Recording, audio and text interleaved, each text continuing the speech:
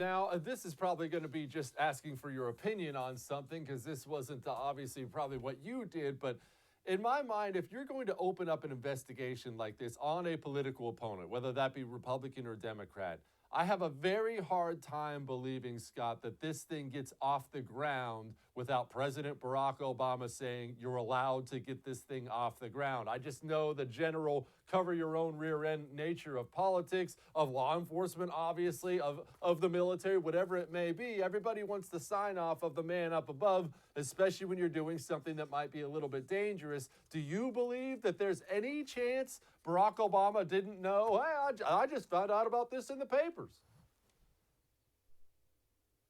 No, no, Jesse. I mean, there has to absolutely, he had to have known at some point, maybe after the fact, but his chosen people were acting on his behalf, and maybe he didn't want to know about it, but they were empowered to do things to protect perhaps the president.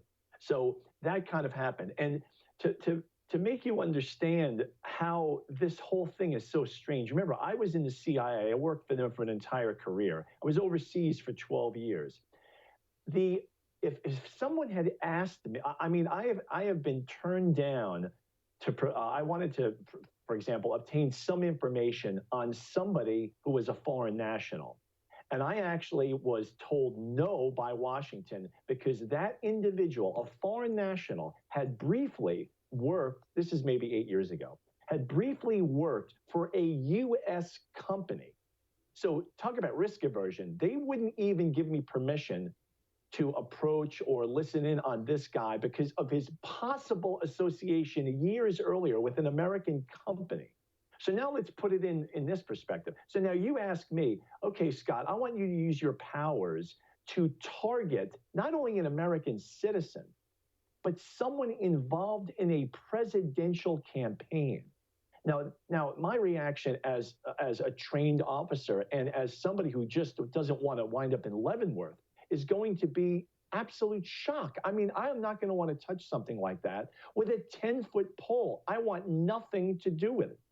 And so the fact that what we now know about FISAgate and all, the fact that this was put into motion clearly shows that this was done at a very high level, such that all the people below were like, okay, they've got my back, and in fact, they want me to do this, and in fact, this is going to be some kind of career milestone if I do this. And that's really terrifying.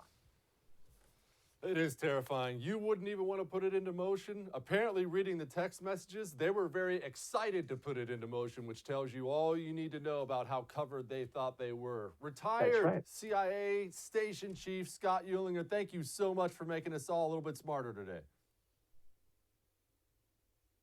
Thank you very much, Jesse.